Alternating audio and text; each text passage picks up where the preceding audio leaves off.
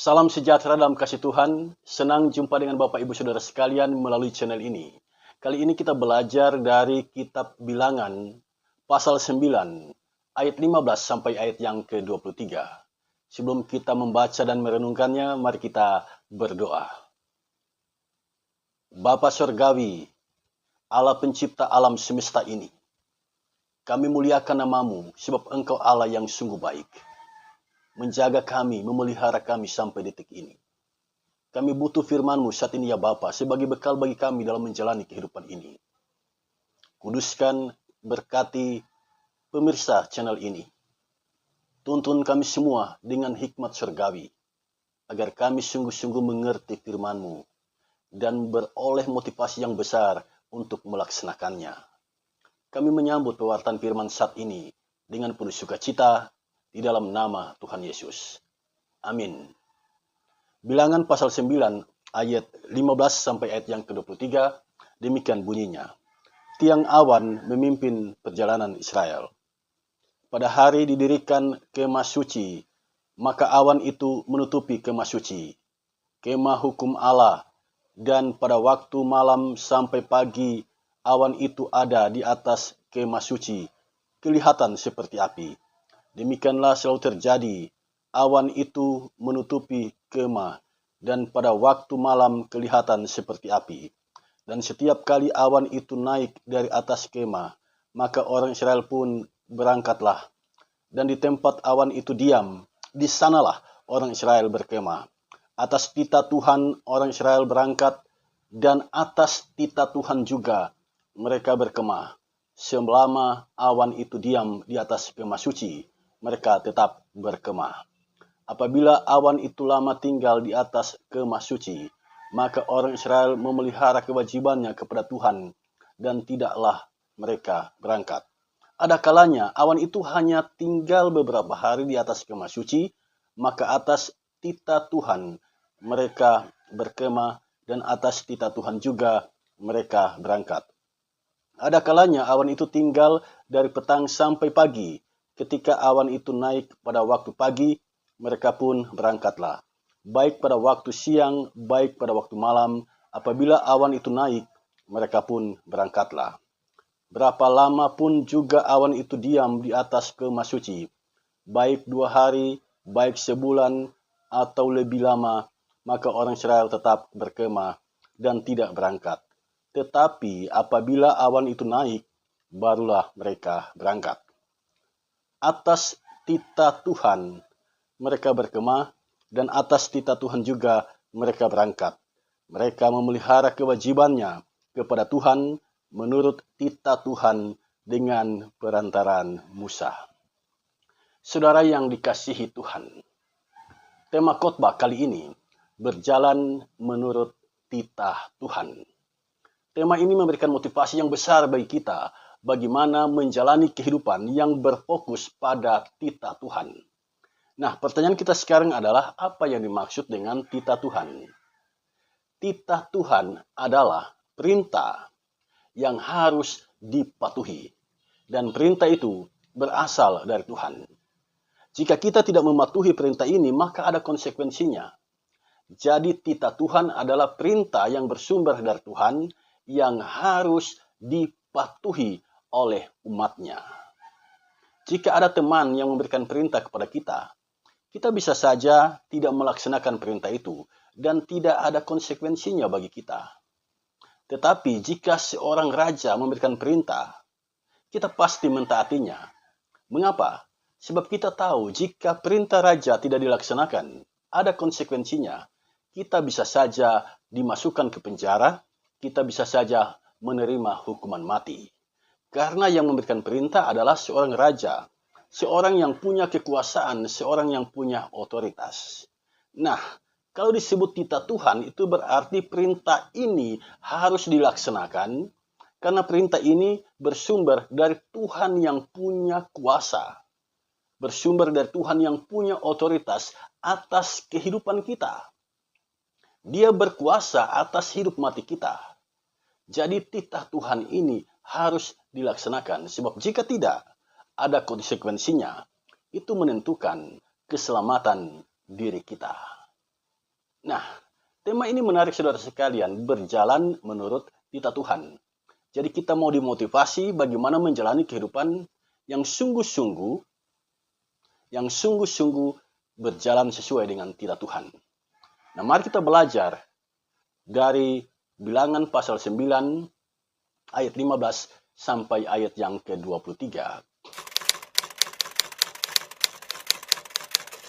Kitab Bilangan ini berisi 36 pasal, 1288 ayat, dan kitab ini ditulis oleh Musa pada tahun 1405 sebelum Masehi. Nama kitab Bilangan dalam bahasa Ibrani, Bemidbar, artinya daerah liar atau padang gurun. Nama kitab ini, Bilangan, itu sesungguhnya diterjemahkan dari Perjanjian Lama berbahasa Yunani atau yang sering disebut Septuaginta, berkaitan dengan sensus kaum pria Israel yang dicatat dalam kitab ini, kaum pria yang bisa berperang. Kitab ini menceritakan pengalaman di padang gurun. Dan padang gurun yang dimaksud adalah padang gurun di antara Gunung Sinai dan Tanah Kanaan. Jadi kitab ini menceritakan tentang bagaimana perjalanan umat Israel dari Gunung Sinai menuju ke Tanah Kanaan. Kitab ini sesungguhnya merupakan sambungan dari catatan sejarah dalam kitab Keluaran. Dalam kitab Bilangan ini kita membaca kisah dari Gunung Sinai menuju ke Kades. 19 hari mereka menempuh perjalanan itu. Di sana ada pemberontakan terhadap Musa. Sehingga Tuhan menghukum generasi yang lahir di Mesir, yang keluar dari Mesir. Tuhan menghukum mereka. Dan tidak ada yang tersisa kecuali Yosua dan Kaleb. Kemudian Tuhan mempersiapkan umat di padang pasir. Mempersiapkan umat di padang gurun ini untuk memasuki Tanah Kanaan.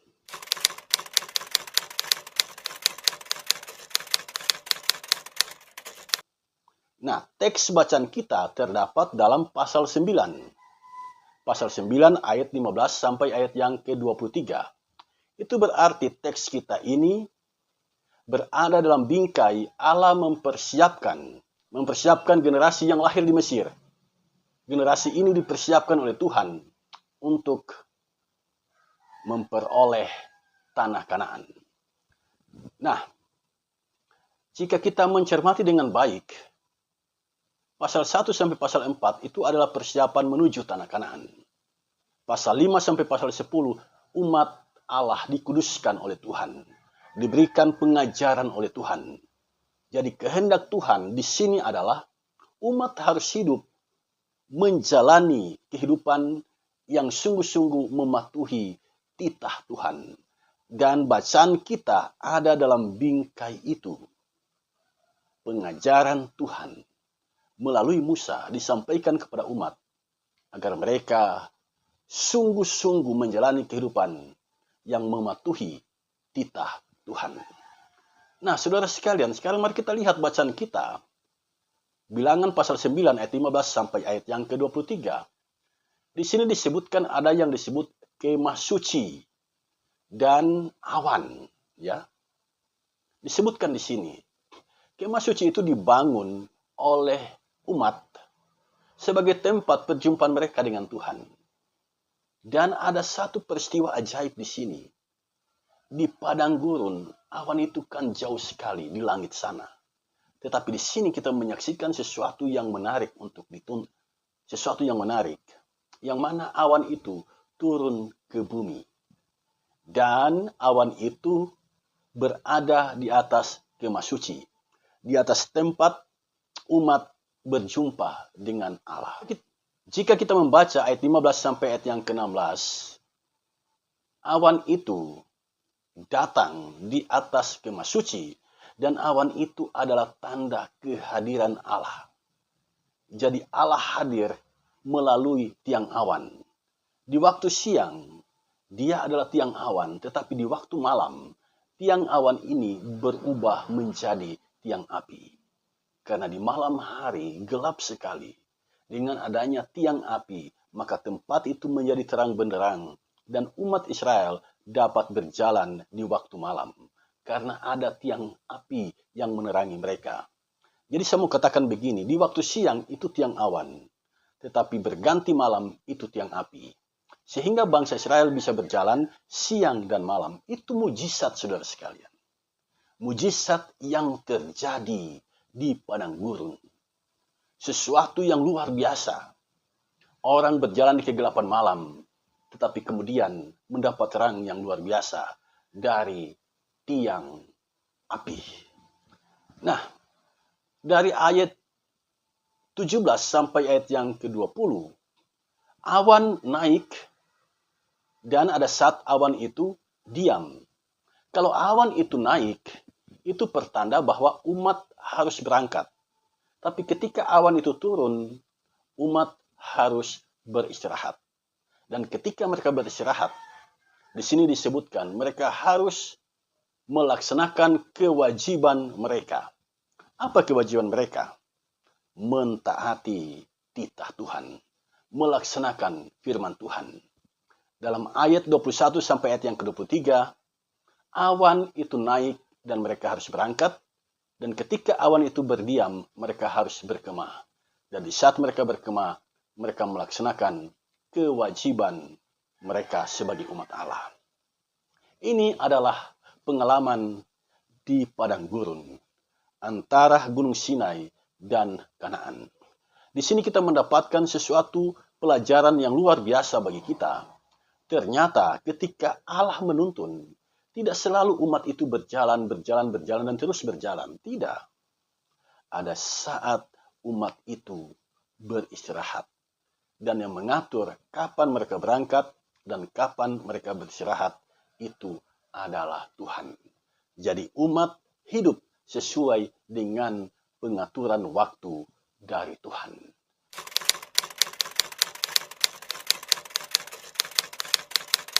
Saudara sekalian, pertanyaan bagi kita sekarang adalah, apa pesan dan makna firman Tuhan ini bagi kita? Saya mencatat beberapa hal penting. Yang pertama, Allah hadir dalam kehidupan umat. Allah bekerja dengan berbagai cara. Dulu, Allah bekerja melalui tiang awan dan tiang api. Allah bekerja melalui tongkat Musa mengadakan mujizat. Allah bekerja melalui orang-orang tertentu, para nabi misalnya, diutus untuk menyampaikan firman Tuhan, dan ada mujizat-mujizat Tuhan yang menyertai mereka. Sekarang, bagaimana cara Allah bekerja? Masih ingat Matius 28 ayat 20? Kalimat terakhir yang diucapkan oleh Tuhan Yesus sebelum dia naik ke sorga adalah, Aku menyertai kamu senantiasa sampai akhir zaman.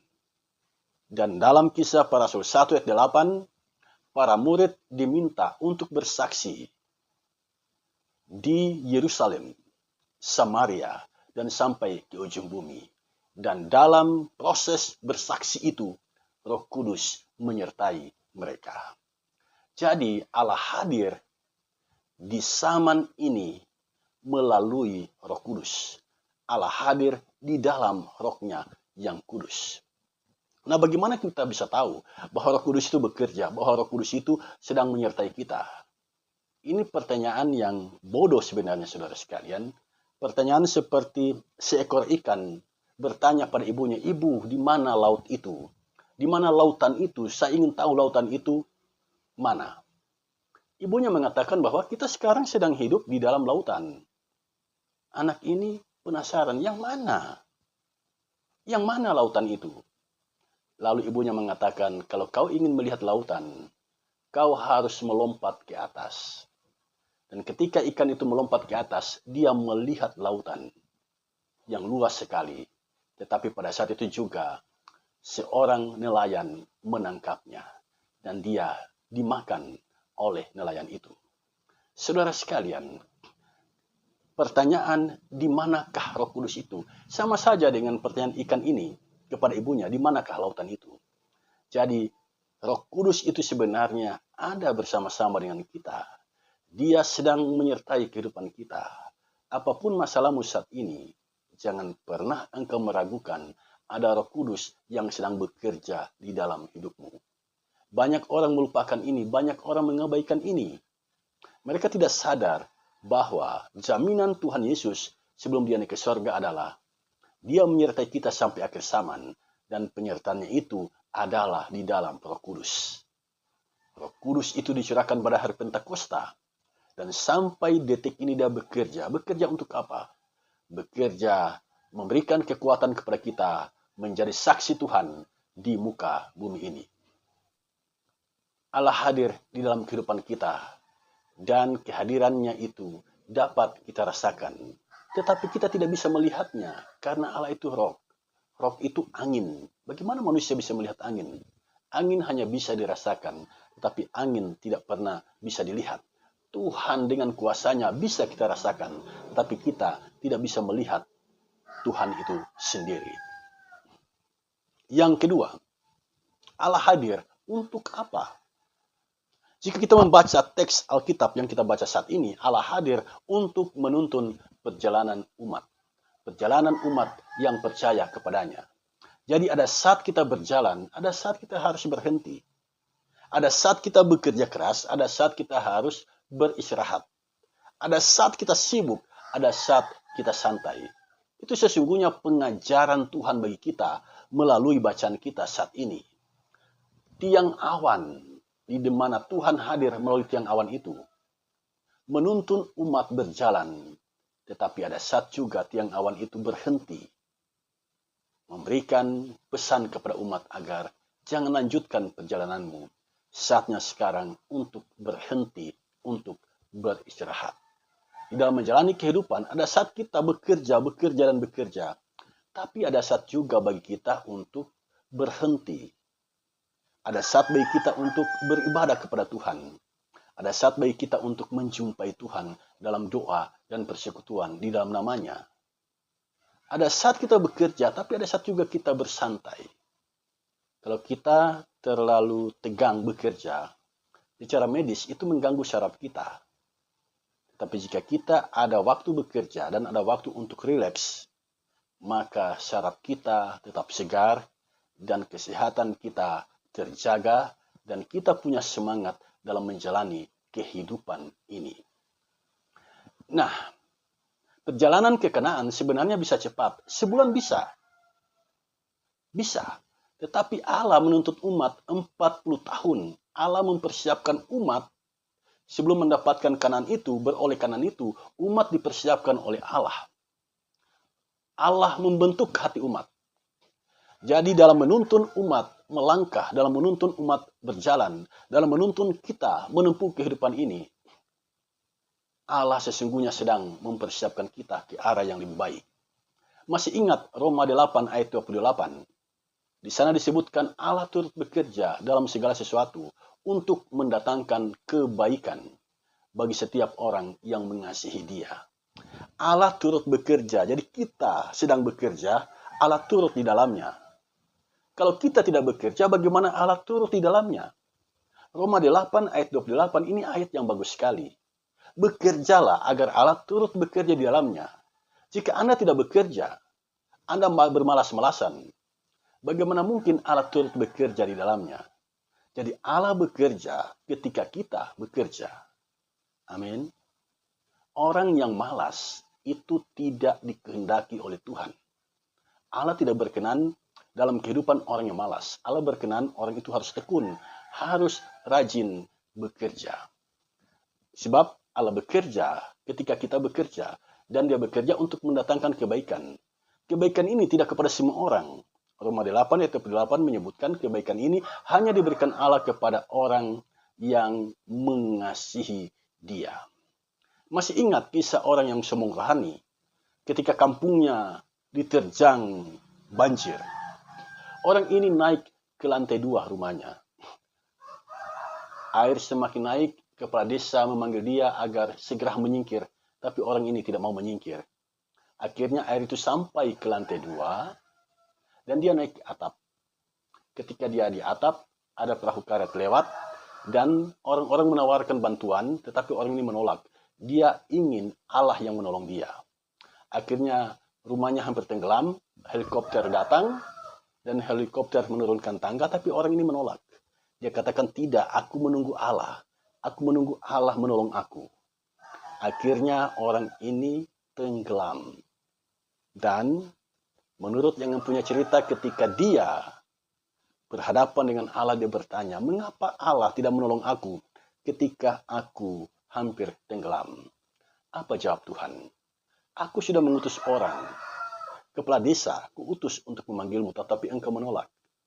Aku telah mengutus orang-orang di perahu karet untuk menolongmu, tetapi engkau menolak.